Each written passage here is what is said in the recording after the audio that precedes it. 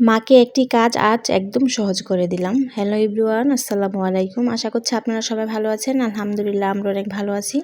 আজ সারাদিন কী কী কাজ করলাম তার একটা ভিডিও নিয়ে চলে আসলাম। আমার ভিডিওটি যদি ভালো লেগে থাকে আমার পেজে একটা লাইক, এটা ফলো দিয়ে রাখবেন। যেহেতু আজ এই কয়দিন ধরে আমাদের বাসায় বদলি দেওয়া হচ্ছে, কারণ আমাদের ঝোপে কিছু কাজ ছিল, সেই কাজের জন্য প্রায় আজ 8 জন বদলি নেওয়া হয়েছিল। তার জন্য কিন্তু মা ডেইলি মাসকলাইয়ের ডাল বা মুসুরির ডাল রান্না করে থাকে। একবেলা মুসুরির ডাল রান্না করলে অন্য একবেলা কিন্তু মাসকলাইয়ের ডালটা রান্না করে থাকে।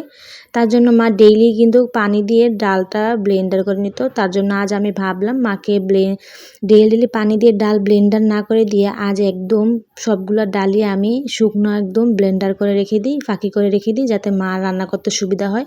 এই জন্য সকাল সকালে আমি ডালগুলো সুন্দরভাবে শুকনা করে ব্লেন্ডার করে একটা বক্সেতে ভরে রেখে দিয়েছিলাম। মার একটা কাজ কিন্তু একদম সহজ হয়ে গেল, রান্না করার সময় শুধু পানি দিয়ে গুলিয়ে রান্না করে নেবে। তারপর আজ সকালের নাস্তার জন্য এখানে মাছ ভাজা করেছিলাম। গরম গরম মাছ ভাজা, গরম ভাত, তার সাথে শুকনো মরিচ দিয়ে সকালে নাস্তাটা করে নিলাম। আলহামদুলিল্লাহ, আমার কাছে তো এই খাবারটা খেতে অনেক বেশি ভালো লাগে। তাসপিল আবি তো পাশাপাশি নাস্তা করে নিয়েছিল। তারপর দুপুরে রান্নার আয়োজন শুরু করে দেওয়া হয়েছে। যেহেতু বদলিদের খাবার দিতে হবে, এই জন্য কিন্তু তাড়াতাড়ি রান্না বান্না করতে বসিয়ে দেওয়া হয়েছিল। সব কিছু প্রথমে কাটাকুটা করে ধুয়ে পরিষ্কার করে নিয়েছি। এখন শুধু রান্না করার পালা। প্রথমে কিন্তু মাসকলাইয়ের ডালটা রান্না করে নিয়েছে। তারপর মুসুরির ডালও রান্না করেছিল এক পাতিল দুপুরে এবং রাত্রের জন্য। এখন এখানে একটা শুটকি তরকারি রান্না করা হচ্ছে। এখানে প্রথমে শুটকিটাকে সুন্দরভাবে ধুয়ে পাটাতে একটু ছেঁচে নেওয়া হয়েছিল। তারপর শুটকি, পেঁয়াজ, আলু দিয়ে ভালোভাবে কিছুক্ষণ ভেজে নিয়ে সাথে মুলাম দেওয়া হয়েছিল। ভালোভাবে এখন সব কিছু সুন্দরভাবে ভাজা ভাজা করে নেবে।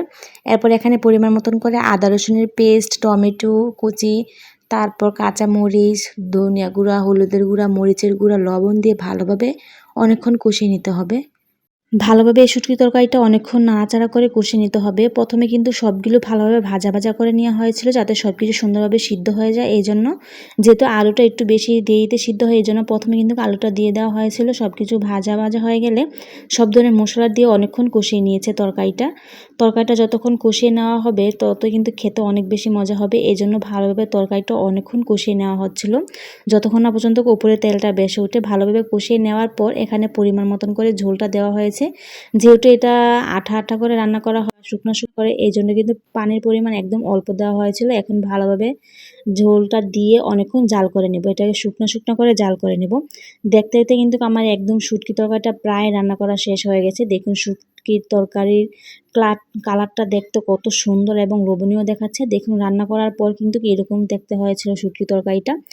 এই শুটকি তরকারি আরেকটা জিনিস দিলে কিন্তু শুটকির তরকারির কালারটা অনেক সুন্দর দেখা যাবে আর খেতে অনেক বেশি মজা হবে। সেই জিনিসটা হলো ধনিয়া পাতা। ধনিয়া পাতা দিলে কিন্তু শুটকি তরকারির খাবারটাই কিন্তু অন্যরকম হয়ে যায়। এই জন্য আমি এখানে অনেকগুলো ধনিয়া পাতা দিয়ে দিলাম। এখন ভালোভাবে আর কিছুক্ষণ জাল করে নিয়ে শুটকি তরকারিটা নামিয়ে নেব। দেখুন ধনিয়া পাতা দেওয়ার কারণে শুটকির তরকারির কালারটা কিন্তু একদমই চেঞ্জ হয়ে গেছে। এই জন্য কিন্তু আমি ধনিয়া পাতাটা ব্যবহার করেছিলাম। তারপর কিছুক্ষণ জাল করে নিয়ে শুটকি তরকারিটা নামিয়ে নিয়েছিলাম। দেখুন শুটকির তরকারির কালারটা কত সুন্দর এবং লোভনীয় দেখাচ্ছে। খেতেও কিন্তু অনেক বেশি মজা হয়েছিল। আমি কখনো এভাবে রান্না করিনি, মা আজ এভাবে রান্না করলো। তারপর আমি একটু চেখে দেখেছিলাম, সব কিছু একদম পারফেক্ট ছিল, মজা হয়েছিল অনেক শুটকি তরকারিটা। আমরা তো ওদিকে সকাল থেকেই রান্নাবান্না কাজ শুরু করে দিয়েছিলাম। আর এদিকে দেখুন আবিদ কি করছে, সারাক্ষণকারী দুষ্টামানি করে অনেকগুলো খেলনা পাতিলা নিয়ে পাকাতে ঢেলে দিয়েছে। এত দুষ্টামানি করে এই খেলনা পাতিলাগুলো যে ও ছড়িয়ে ছিটিয়ে রেখেছে, ও কিন্তু একদমই গুছাবে না। হয়তো বা আমি গুছাবো, না হলে তাসপিল গুছাবে। তারপর ওকে আর কি আর বলবো, তাও ঘরের ভিতরে থাকুক, রোদে না যাক। ইদানিং ধরে যেই গরম পড়েছে, যে রোদ উঠেছে, এই রোদে কিন্তু বাইরে যাওয়া যাচ্ছে না। বাইরে গেলে কিন্তু শরীর এত জ্বালাপোড়া করে, আমার তো ভালোই লাগে না। পাকের ঘরে মাটির চুলাতে রান্না করতে আরও অনেক বেশি কষ্ট হয়, কি আর করার, রান্নাবান্না তো করতেই হবে। তারপর আবিদের সাথে কিছুক্ষণ ফ্যানের নিচে বসে থেকে এসে তারপর আমি আবার রান্না করতে বসিয়ে পড়লাম। এখানে আমি মাছ ভাজা করছিলাম। তার জন্য মাছের উপরে হলুদ, মরিচ, লবণ দিয়ে ভালোভাবে মেখে তারপর কড়াইতে পরিমাণ মতন তেল দিয়ে মাছগুলোকে একটু লাল লাল করে ভেজে নামিয়ে নিলাম।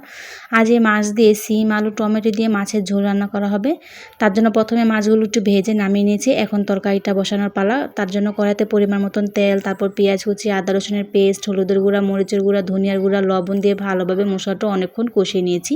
যতক্ষণ না পর্যন্ত উপরে তেলটা বেশি উঠেছে ততক্ষণ পর্যন্ত আমি মশলাটা ভালোভাবে কষিয়ে নিয়েছি। আর যে কোনো তরকারি রান্না করার ক্ষেত্রে কিন্তু মশলাটা ভালোভাবে কষিয়ে রান্না করলে খেতে কিন্তু অনেক বেশি মজা হয়। এই জন্য কিন্তু আমি সবসময় চেষ্টা করি মশলাটা ভালোভাবে কষিয়ে নেওয়ার জন্য। তারপর আমার মশলাটা ভালোভাবে কষানো হয়ে গেছে। এখন আমি সিম আর আলুটা দিয়ে দিলাম। সিম আর আলুটা দিয়ে ভালোভাবে মশলার সাথে অনেকক্ষণ কষিয়ে নিয়েছি। তারপর অল্প পরিমাণ পানি দিলাম যাতে আলু আর সিমটা ভালোভাবে সিদ্ধ হয়ে যায়। তারপর মোটামুটি আলু আর সিম ভালোভাবে সিদ্ধ হয়েছে এবং কষানো হয়েছে। তারপর আমি এখানে অনেকগুলো টমেটো কুচি দিয়ে দিলাম। টমেটো কুচি আর সিমের তরকারি টমেটো কুচি বা ধনিয়া পাতা দিলে কিন্তু তরকারির কালারটাই অন্যরকম হয়ে যায়, কি বলেন আপনারা? তারপর আমি এখানে 2টা টমেটো কুচি করে রেখেছিলাম সেটা দিয়ে দিলাম। এখন ভালোভাবে নাড়াচাড়া করে আরও কিছুক্ষণ কষিয়ে রান্না করে নেব। টমেটোটা যাতে সিদ্ধ হয়ে যায় এই জন্য আমি ঢাকনা দিয়ে ভালোভাবে অনেকক্ষণ কষিয়ে রান্না করে নিয়েছি। সব কিছু ভালোভাবে কষানো হয়ে গেলে তারপর আমি এখানে পরিমাণ মতন করে পানি দিয়ে দিলাম। এখন ভাজা মাছগুলো উপরের দিক দিয়ে এটাকে অনেকক্ষণ জাল করে নেব। পানিটা একটু কমে আসলে তারপর ধনিয়া পাতা দিয়ে মাছের তরকারিটা নামিয়ে নেব। তরকারিটা একটু ঝোলঝোলিয়ে রাখবো কারণ যেহেতু অনেক মানুষ খাবে এই জন্য একটু ঝোলঝোল করে রাখবো। দেখুন কড়াইটা কিন্তু একদম পুরাই ভরে গেছে তরকারি আর মাছ দিয়ে। তারপর ভালোভাবে এটাকে আমি অনেকক্ষণ জাল করে নিয়েছি। পানিটা যখন একটু কমে এসেছে তারপর আমি ধনিয়া পাতা দিয়ে মাছের তরকারিটা নামিয়ে নেব।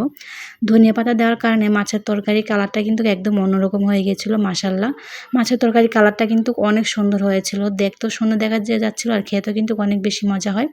আপনাদের কাছে কার কার কাছে ভালো লাগে সিম তরকারি খেতে? আমার কাছে তো অনেক বেশি ভালো লাগে। রুই মাছ দিয়ে রান্না করলে খেতে অনেক বেশি মজা হয়।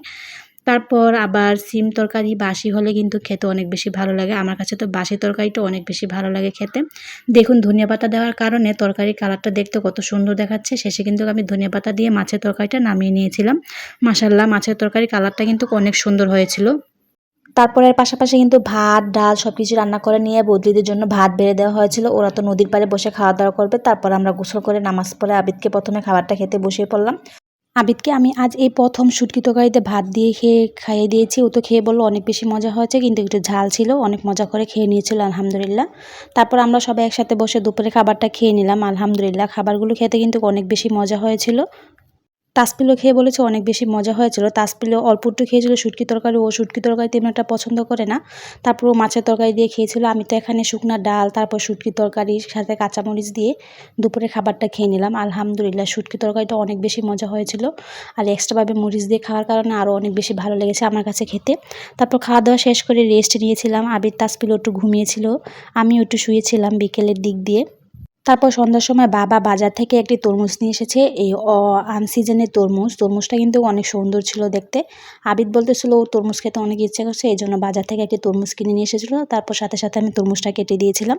তরমুজটা কিন্তু আনসিজনের অনুযায়ী অনেক সুন্দর দেখাচ্ছিল, লাল ছিল ভিতরের দিকে আর মিষ্টিও ছিল, ভালো মিষ্টি ছিল। আমি তো খেয়ে দেখলাম মজাই ছিল তরমুজটা খেতে, আমার কাছে তো ভালো লেগেছে। আবিদ তো অনেক মজা করে সন্ধ্যার সময় তরমুজটা খেয়ে নিয়েছিল, ও তরমুজ খেতে অনেক বেশি পছন্দ করে। তাসপিলও তরমুজ খেতে অনেক বেশি পছন্দ করে। এক বয়াতেই তাসপিল আবিদ একটা তরমুজ খেয়ে নিতে পারবে। তারপর আমি সন্ধ্যার সময় কেটে দিয়েছিলাম তরমুজটা খাওয়ার জন্য। তারপর ওরা অনেক মজা করে সন্ধ্যার সময় তরমুজটা খেয়ে নিয়েছিল। পাশাপাশি কিন্তু আমরা সবাই অনেক মজা করে সন্ধ্যার সময় তরমুজটা খেয়ে নিয়েছিলাম আলহামদুলিল্লাহ। তরমুজটা কিন্তু আসলে অনেক মিষ্টি ছিল, আমার কাছে তো অনেক ভালো লেগেছে খেয়ে। আবিদ তো খেয়ে বলেছে অনেক বেশি মজা হয়েছে, ওর কাছে তো অনেক বেশি ভালো লেগেছে খেয়ে।